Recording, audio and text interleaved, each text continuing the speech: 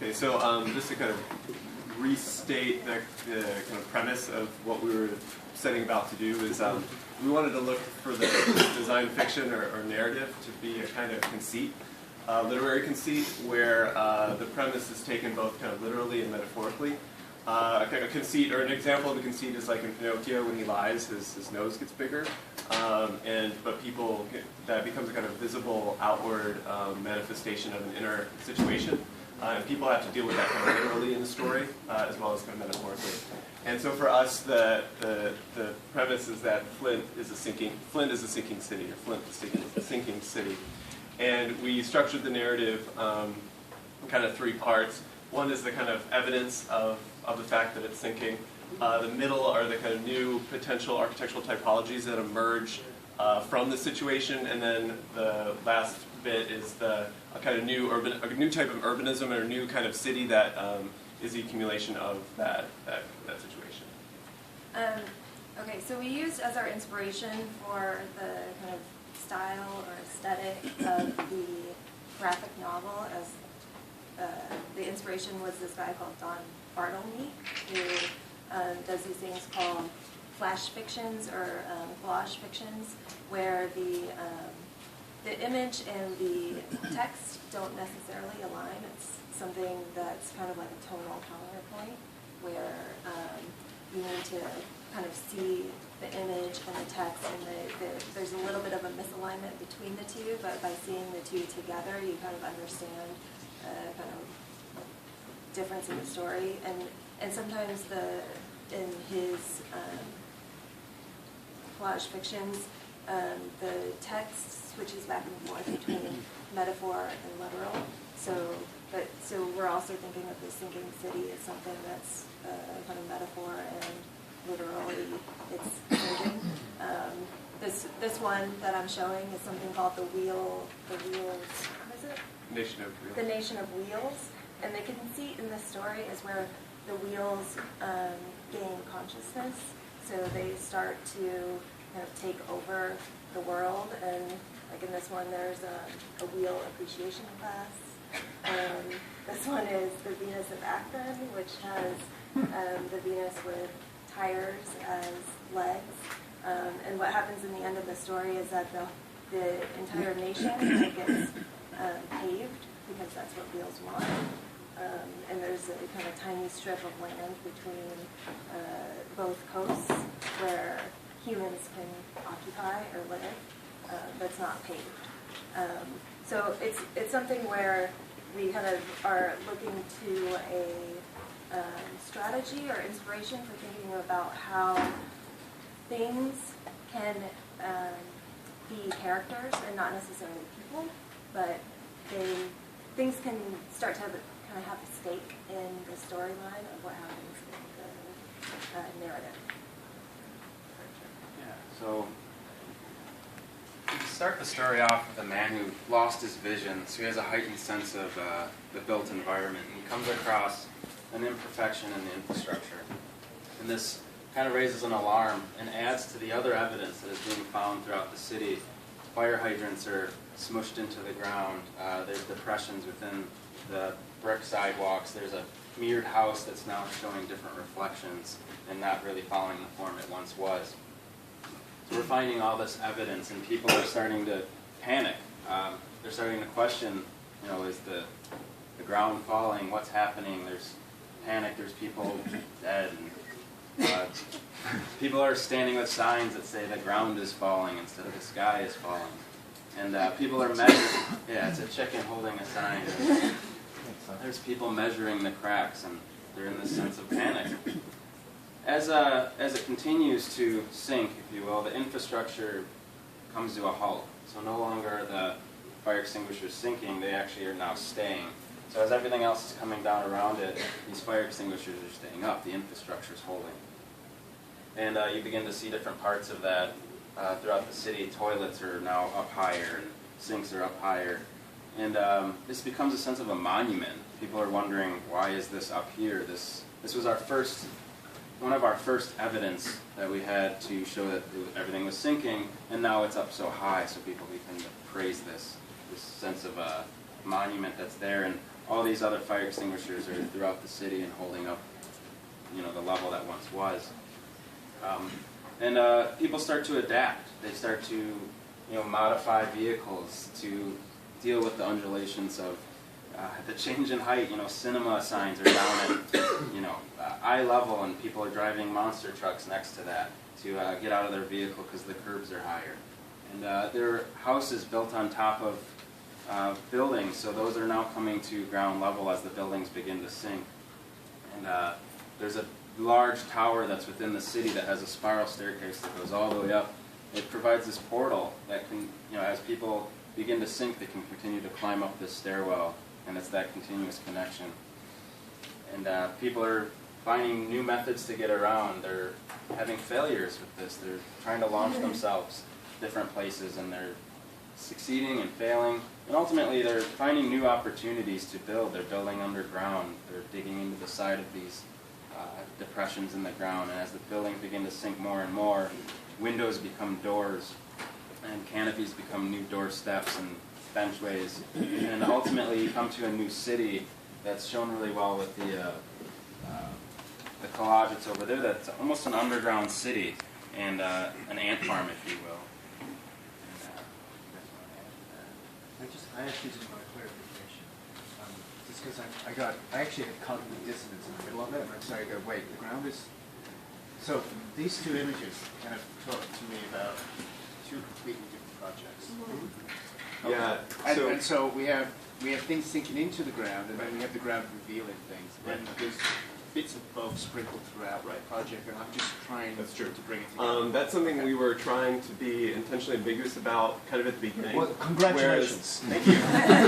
Whereas in the section, I think there's we tried to have a kind of clear set of mechanisms in play where the infrastructure stays up, the buildings are sinking, and it brings the ground with it, which is the kind of, and is the mechanism that we ended up with. But in the beginning, we were trying to just kind of present alternative views of the same thing that are kind of look a little bit different from one another, so that one can start to paint their own picture of this world in their own minds, and then present a kind of version of that with this. And I think our kind of version of the constant idea of kind of a new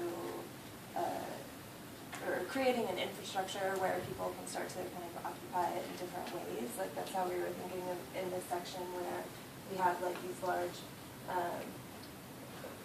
large kind of openings for new public space and other different ways of kind of carving through the ground. So when the storm sewer is on the ground, it's no longer used for water. Exactly. Right. And so that's why it's kind of exposed somewhere, because that becomes like another infrastructure that people can use to Occupy in a new way. yeah, kind of reuse. So that's why, yeah, in our, like, the map we appropriated, we were thinking that the kind of, the infrastructure of the fire hydrants becomes the kind of crest of the topography, where the valleys are kind of being. So basically, sorry, this is strong city. This is the top view, same top view of the same section. Right. Correct. I think in a bit of self-critique, we'd like, over the next 3 weeks, we'd like to spend a lot of time developing the new architectural typologies. That's kind of where we think the inventions can really come here, and that's where we want to kind of spend our time. Yeah. Precisely. As a design project. Right, as a design, more precise. Yeah, exactly. That section is absolutely beautiful. I mean, of course, it's just, timeless, I don't know what time, could be like Neolithic, could be future. It's just like so evocative to the point, and as well as the plan, in fact, to the point that I think that it kind of overtook all of your ideas, somehow got channeled into it. And thinking that kind of it's given injustice being at the very end, Yeah. and very small. Yeah. And I see you have like a larger ones. I Yeah. totally Yeah, we understand. try to like zoom in. Yeah. to Yeah, locations that's totally here. fine. And this, in a way, what would be, because then this part, it's very funny how projects get overtaken by their own power, right? And then you look at the first part, and it's actually sort of weak, you know, weaker. I mean, it's strong, but it's Yeah. kind of weaker than what you have. Yeah. Why? Go ahead, Sam. Yeah, I mean, I think. So no, let me. Yeah. I'm giving you praise. Okay? Yeah. Yeah. Go on. Okay, it's not about maybe end, you know. Yeah. And so now the trick is for you how to skip a lot of, you know, I mean, of course it's a great idea to follow the author, but how to actually kind of integrate this into further into the section. Right. Perhaps not materially on that one, but in the software, in the icon. And I think these kinds of fragments, when you start photographing, and again, the entire thing can be the entire section, but shot in fragments. I mean, how many do you have? Like, what, 25? 24? 23, because there's one missing. Well, I mean, but the entire thing can be actually one huge section, photo of the section. Right. While, say, one of those can be the small, Right. right? And one of those can be the flat. Yeah, and then you can have Within sections which- within sections. Exactly. So within, for example, this, right? You introduce something like Right. Mhm. that, as a blurb. So that instead of text, you Yeah. can have, sorry, this becomes Right. the speech. Yeah. Right. Yeah. And I think that I mean, that's what is, it's great about this pinup is that then you see that, you know, okay, that's actually, and so in a way, if you look at the collage section, if you split it in 24 parts, Right. right? And you omit some because there is some also white space in the mass, so you can actually really like bring in Yeah. that and avoid some other stuff, Yeah. you know, because it takes away the attention Right. of. Yeah. But I mean, again, I'm saying that it is super interesting how sometimes, you know, our like say our hypothesis and methodology basically gets overtaken by something more powerful, Right. you know, stronger. And then of course it's the decision to somehow, okay, well we can get rid of that, but then it's kind of sorry. But actually more interesting is to actually integrate that. But so Right. that you start with your idea Right. and not end. In a way, I would really start with a strong city. Right. This is a strong city, and then you kind of retell the story.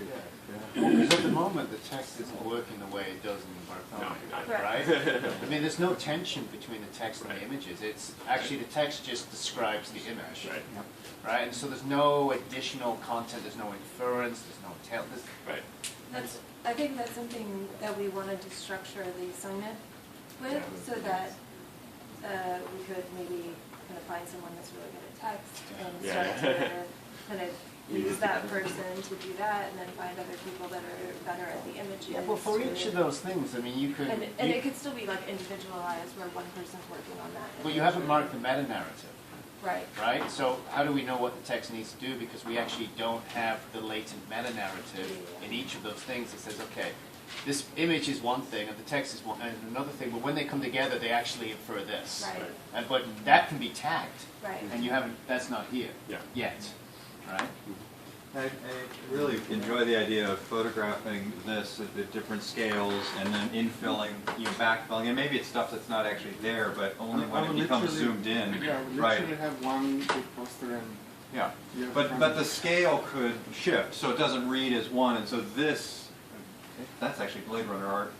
Yeah. Right, yeah, so there you go, they're cultured, they're Blade Runner. But that emerges as you zoom into that stormwater piece. The other thing, I absolutely love this, and this gives me great, the reason I love it is it shows your ability to riff on that in a new document, right, that's not that document. So then I can actually offer advice and say, well, there are times where you zoom in and this is one big thing, but there are times where that doesn't tell you everything you need to tell, and so you need to develop a supporting piece that is very much of that nature. And that might be a different view, such as this plan would indicate. It might be a different time period, as you're way down here talking about the kind of beginnings, and this talks about the very end. So you might have to create a supporting piece.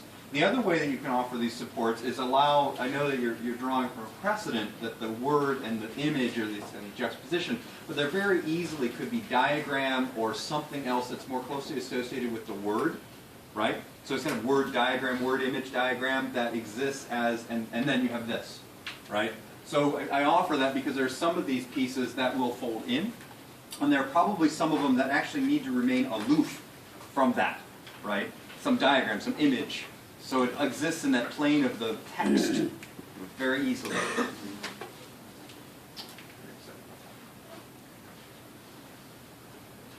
Yeah, I mean, it's a good lesson. Now, of course, it's the challenge. You know, if you guys get coherent and take the best, and I really, completely suggest blowing up this to all 24. It's exactly the same proportion. Right. And then you don't have to show everyone. And replace them with a plan or gonna play. Right. So that you don't control what the fragment is. It's controlled by the way it is enlarged and then just cut. It cuts off. It doesn't really matter because then this becomes the sub-narrative. Right? This is the actual material. I mean, it's extraordinary. And then the sub-narrative, in fact, goes on to those bizarre, or not so called absurd, but let's call them dual situations, which may be out of time. Could be some remnants. And you can get rid of some. You could just pick how many you really need on that. Probably half of them do not have to be there. And of course, text has to be larger. Yeah. As just as a kind of method, it's again, improve what this guy did. Yeah. I mean the book. Yeah. This guy. Pretty good too. Because that's done before. Yeah. Also in a way, the fact like we improve constant. Yeah. I mean, this is constant on steroids. I mean, you're turning the plan into the section, basically, right? Yeah. I mean, the thing's just like completely like going, beyond that idea. I would look into maybe just as a reference because I would look into the work of an Italian fantastical artist called Gaetano Pesse, P-E-S-C-E. Can you spell it again? P-E-S-C-E. Okay. The whole thing he did, he was a designer and architect, but as a designer he is very, very realistic in the making, but as an architect he's completely, it's not even utopian, he projects this underground place that nobody sees, and it's just different. Okay. So that's it's sort of Avoid trying to get too cute as you did with the Flint Sinking City ransom note thing, right? That, yeah. Avoid it. But there is this kind of collage that the different text types kind of fold in. That's a smart move. It's within the language that you're developing. You don't have to. I guess the point I'm trying to make is you don't have to be. You guys are better when so you play clever. the absurd straight. Exactly. Yeah, you Right. have to be a straight man. Yeah. Okay, I get it. Okay. Well, you turn something relatively flat, right, into something that looks like Switzerland. Okay. And I have to tell you, Switzerland has as many parking lots on the ground as you have. You think they don't, but they dig through a lot. So, you can call this a Flinterland. Because it is about cars also. It is about that. I mean, you've got to look at their parking lots. It's just like, and also the atomic shuttles. Yeah. There's a joy in the you catastrophe. think the here, which I mountain love. is actually pristine and there's nothing. Oh, it's completely hollow. Right. In fact, they have the Ferris wheel down here. These moves are very important, and I would think hard about if he just made a comparison to Switzerland, then are there events that happen in this topography that are Ferris wheel-ish? Not Ferris wheel, right? But how do you celebrate the catastrophe? I think you do it in moments.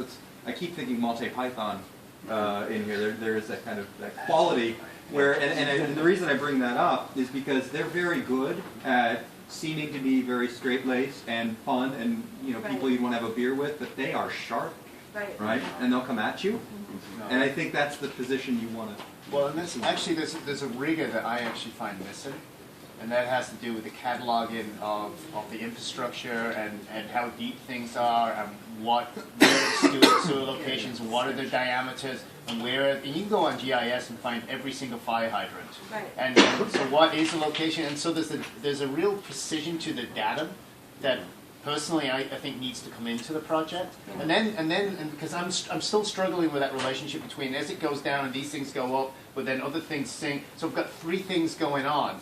I need rigor to then allow the absurdity to take place, and that's where the straight comes in as well, right? Yeah. And so, Yeah, I agree. okay, it's fantastic. Good. No, I think that was an ambition that just didn't. Get there yet. Yeah, exactly. If only we had 2 more hours. Right. Yeah, no. Weeks. What's that? 3 About weeks. weeks. Yeah, the sand Oh, yeah, dams. 3 weeks. Yeah. You cut it to one Yeah. week. But the intention is for 3 weeks is really refinement. Right. If anybody attempts to redo a project, we'll just fail you off the mark for being an idiot, right? I mean, you should fail for being stupid, and so these are all just refinements, right? If you look in the syllabus, that's listed there in the grade It's- rubric. Is this like a Spanish Inquisition? Yeah, no, Being it's stupid the is like accent 30% of your the final accent grade makes is based on everything stupidity. absurd, you know, I mean, He's the only one that assesses it. I'm talking about how it's in the rubric, stupidity. Yeah, Just yeah, to back you up. yeah. Did we mention this was a dictatorship? It seems I ended up in charge. Many times. Until Scott decides not to be.